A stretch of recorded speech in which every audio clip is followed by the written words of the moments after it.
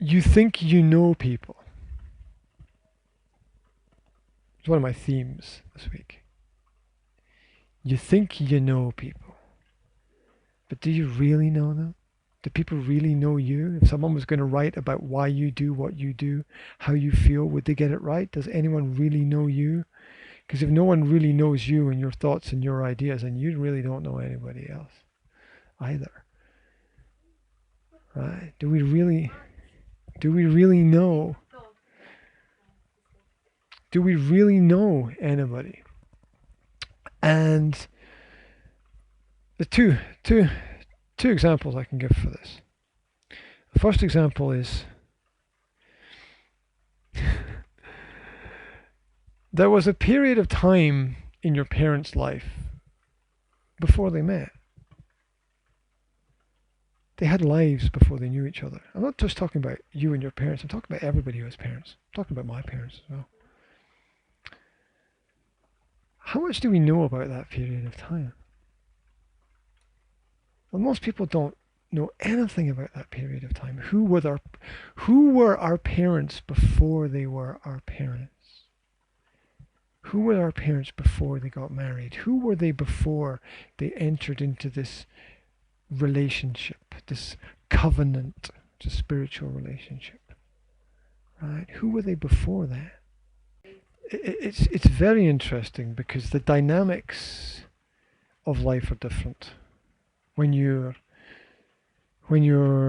single or with a partner that you're not sure what's going to happen with, and then if you're with someone you're sure you'll be with them the rest of your life, and if you get married and you have kids, the dynamics in those situations are all different. Yeah, well, that's a very powerful realization. uh, um, and it's a very important realization, because if you don't realize that you're the same, there's no incentive to change to be better. I don't even know what that means. I want you to be perfectly normal. Right. Well, normal. Well, that's a contradiction, because 'cause normal is not perfect. Because perfect is not normal.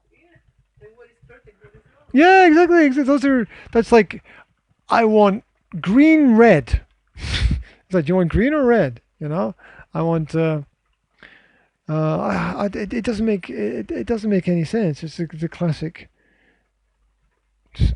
oxymoron. You know, words in opposition to each other. So, yeah, when somebody when someone says, I want you to be perfectly normal, oh yeah, it's self-reflexive. First of all, it's impossible, right? Because perfect and normal are different. They're actually they're actually both adjectives, right? And one of them is here, another one's here. Yeah, because if you've got a scale, right, you got terrible, bad, normal, average, good, perfect. So perfectly normal is impossible. Okay? So let's realize that first. So the first thing to realize is, you know that that's impossible, or you know that that's impossible, and you're asking me to do something impossible because I don't know why, or you don't know that that's impossible. You actually think the impossible is possible, and that I am some kind of superhero. Yeah, so which we're not. So I know you love me, you want me to be a superhero. I don't have magical powers. So unless there's something you haven't told me, right? Unless you're Iron Man and Mum's Wonder Woman, and I know there's things I don't know about. So the second thing is that it's completely self-reflexive as a question. So when a person says, I want you to be perfectly normal, what they're saying is, I want me to be perfectly normal. So they're actually talking to their own inner psyche. So I feel like I'm not normal. I'm struggling to control myself, so I'm going to take my fear out on the closest external thing that exists, which is somebody in the family. So we all we all point our own personal frustrations at other people and then project them into those people. So your father knows that he's not normal, so he projects his perfectly normal into you, and is angry with himself, but he's projected himself into you, so he's angry with you. He's not really angry with you. He's angry with the self that he projected into you. And people do that all the time. How do I know that? Because I do that. You don't want to be outside the group. You don't want to be different. You don't want to be on the other side. Yeah. Yeah. Well, you know those three things are all the same thing. They're not actually three things, they're one thing.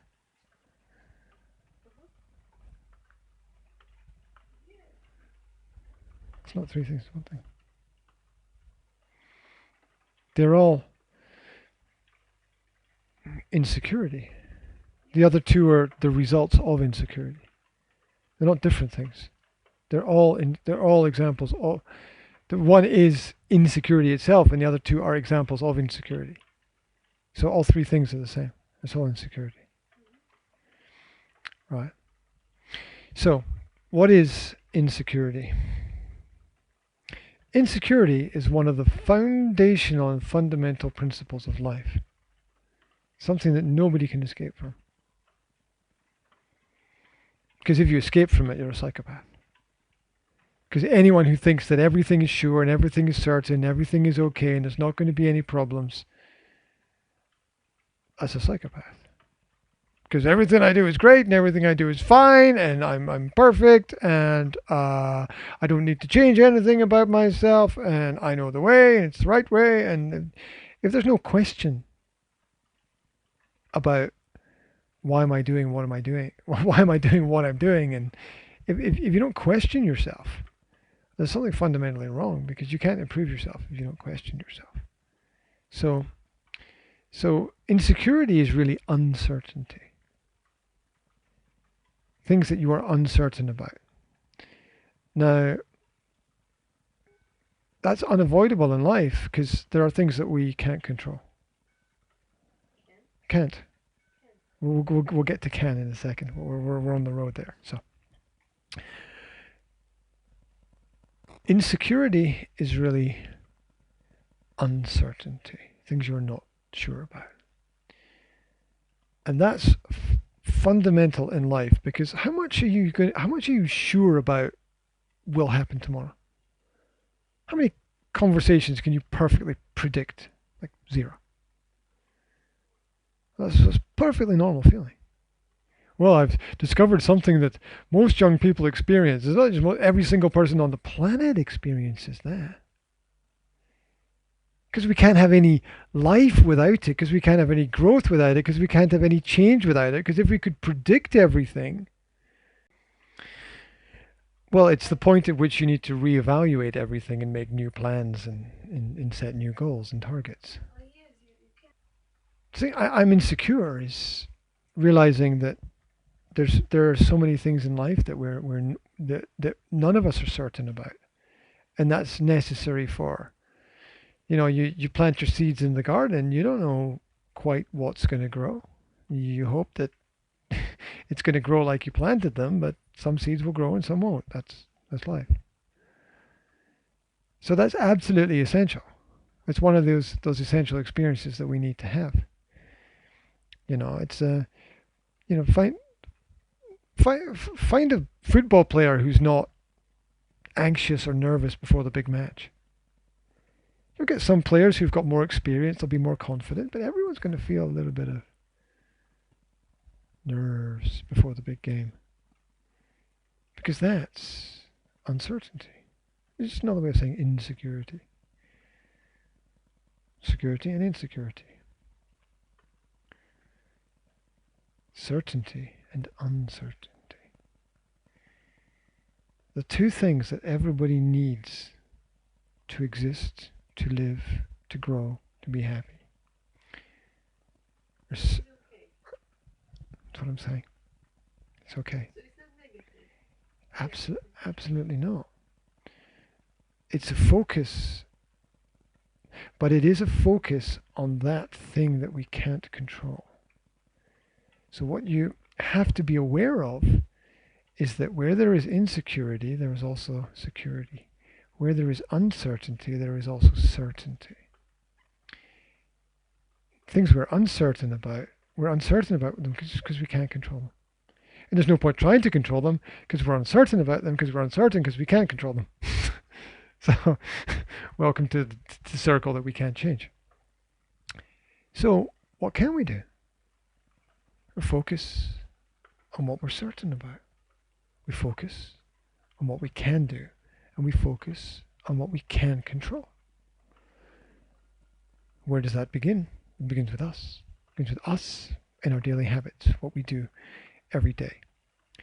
Maybe we can't control the fact that it's raining, but we can control the fact that we take an umbrella with us. Right?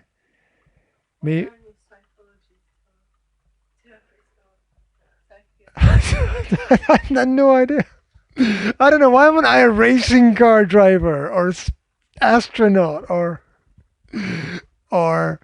a coal miner or I don't know. I have no idea.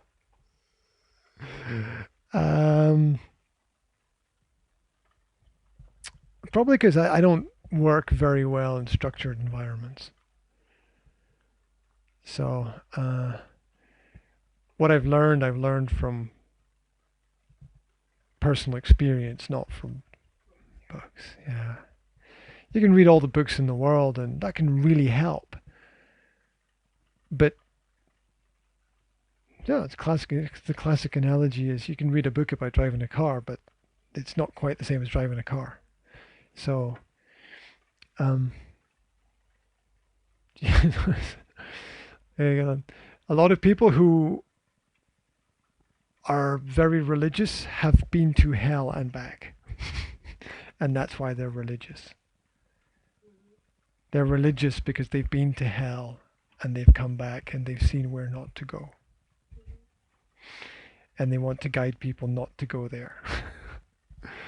So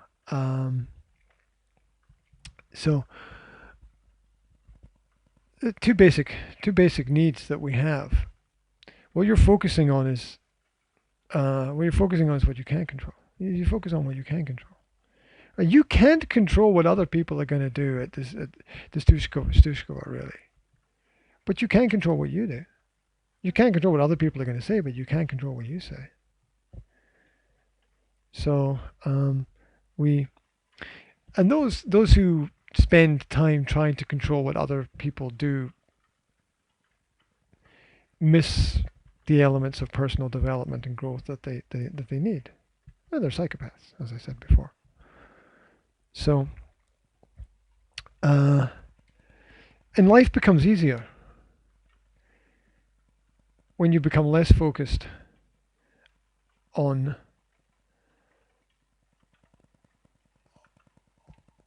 other people's actions and activities and more focused upon your own needs. I don't say wants, because those are emotional. I say needs. And what I mean by needs is what's your plan? What's the next step in wherever it is that you want to go? You set your goal, your plan, your aim, your target, and then you plan those steps that you will take to get there over a period of time. If you focus on that and doing that, and you make that your focus each day, what other people are doing is of no consequence. It's of absolutely no importance. Because you know which road you're on, and you're going to share that road with some people, and they'll be there, and then they'll go, and that's okay, because you know what road you're on to get what you need to get. It's when we start to think about, what are they doing? Why are they doing that? Right? Let's focus on our own world. If you're in a car driving down the road, you worry about what other people are doing in their car as they're driving down the road? I don't, right? I'm focused on my car driving down my road. There's other cars around about, but I don't. Yeah, well, that's You're focusing on what you can't control. It's pointless. You cannot. You can't control what the other drivers do. They'll do what they do. You can be aware of what's happening around about you, but you can't control what the other drivers do any more than, like I said, you can control the weather. You can't. So you focus on your own driving. You focus on following the rules of the road by yourself. You focus on you, your car, your driving, where you want to go. You're aware of other things happening around about, but that's not the most important thing. The most important thing is you and where you're going. Same is true in life. So less focusing on the uncertain things, more focusing on what it is that I want, or what it is I need, setting a target goal, and then each day you wake up and you take steps towards that. Now, it might be that you have different targets and different goals. It's good to set really big targets, I think, and not be too worried if you don't get to the end of them, but realize that by setting big targets, you'll achieve great things on the way. And it'll keep you moving in the right direction, because if you start focusing on what other people do, you get pulled into their world. Yeah, but also you can't eliminate that if that's you, if that's who you are. You don't want to. This psychiatrists end up giving people drugs to remove that part of a person's personality, but that's them. That's what makes you you. I mean, we're all who we are because of our securities and our insecurities. And to be honest, when we have something which is an insecurity, as you said, you need to work on it. That's what the insecurity is telling us. Insecurities are pointing out things about our own life that we need to that we need to work on. But we can only do that in areas where we're certain. It's what time do other people wake up? It's not important. The only thing that's important is what time do you wake up. What are other people studying? It's not important. The only thing that's important is what are you studying. What are other people listening to? It's not really important. What are you listening to? Yeah, you can be aware of it, but don't let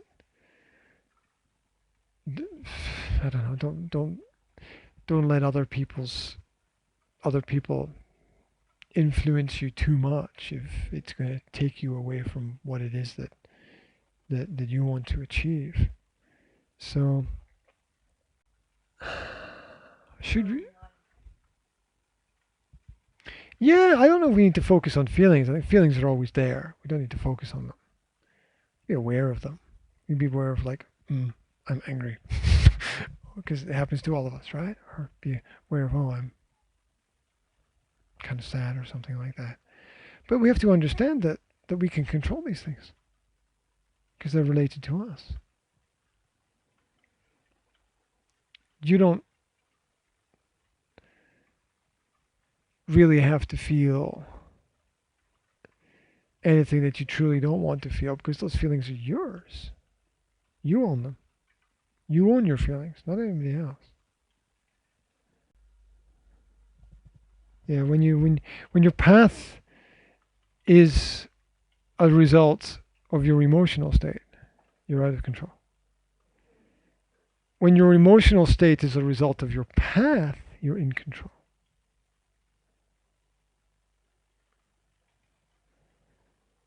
If you're making decisions as a result of your emotions, you're not in control. But if your emotions are results of your conscious, well-planned and well-thought-out decisions, then you're in control. Right? Imagine that. Let's take a crazy example.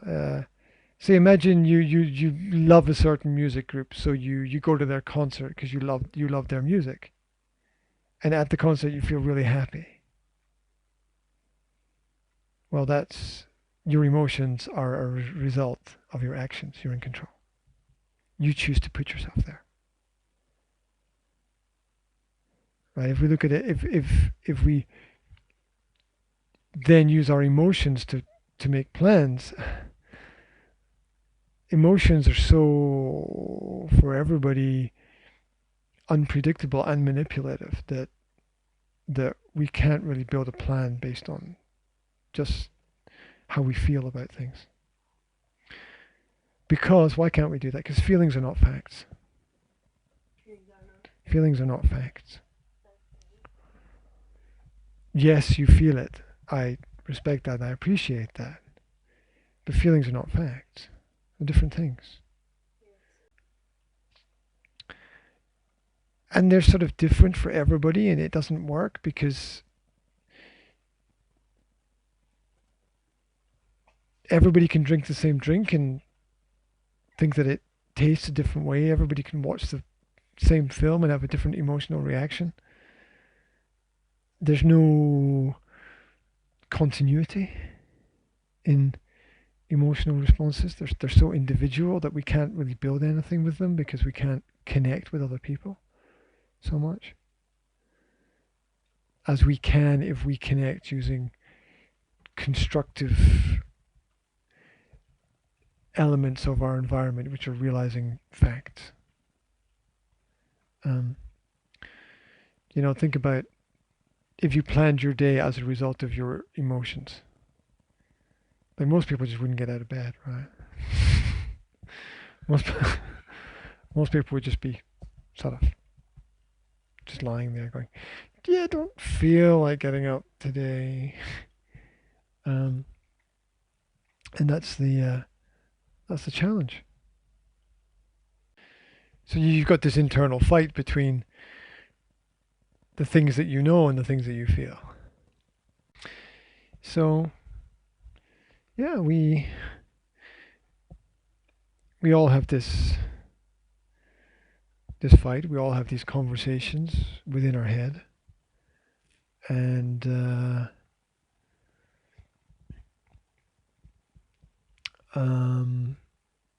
one method that I know about that people use to help them take steps forward is it's very hard to talk about feelings because they're a little bit intangible and abstract. So to talk about something in a more specific way, a good way to do this is to personify our feelings. And what we do is we turn our feelings into people. To personify, to turn them into a person. So if we're experiencing an emotion that we're having problems with, say anxiety, nervousness, we can say, right, my anxiety, my nervousness, I'm going to talk to you. I know that you're there and I'm going to talk to you. And when we personify something, we suddenly have some control over it. Because emotions, one of the problems with emotions, they're intangible. We can't touch them. We can't hold them. How do we move them? What do we do with them? Where are they? So it's difficult. And people do this in other ways. They write their emotion on a piece of paper and they put the piece of paper on the table and they talk to the piece of paper. The point is to make it real, or Yeah. You turn it into a person so that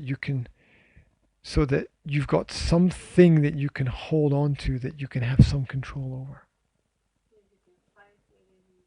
Yeah, you can walk away from it. You can say, okay, thank you very much, but I don't need you right now. You can walk away from your emotion, which is hard to do if it's somewhere in you and you're not exactly sure where it is. And we all have a problem with that.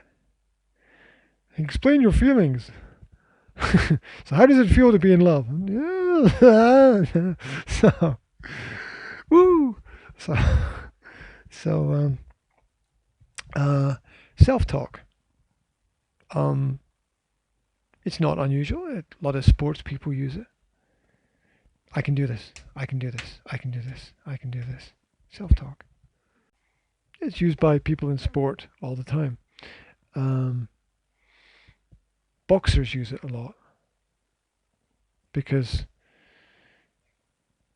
they have to tell themselves that they're the best and that they're going to win. Because if not, they're going to get the shit kicked out of them. Basically, you want to go into the fight with an extremely positive attitude. So, if we can personify our emotional states, it's very powerful with things like fear. Fear, I know you're there, I know you're inside me, I know that I carry you with me, in a sense, wherever I go, but I'm not going to let you take control and I'm not going to let you dominate me. I know you're there, but you don't have control over me. I'm a bigger part of me than you are, so I'm going to take control over you. So you just take a break, take a back seat, step aside, and let me do what I need to do. So you try to make it something much more physical that you can hold, that you can have some control over. Because the abstractness of the human emotions is, think about it, even using a word to describe an emotion is kind of pretty complex thing to think of. Right, we're going to call this jealousy. Like, right, it's still kind of different. Like, we're going to call this love. It's still kind of different for everybody.